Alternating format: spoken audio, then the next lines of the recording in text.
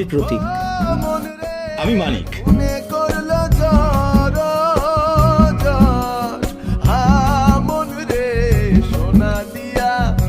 কি হয়েছে?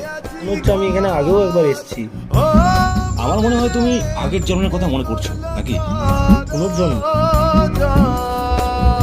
ওই সময় নাকি মা স্নান করতে আসে।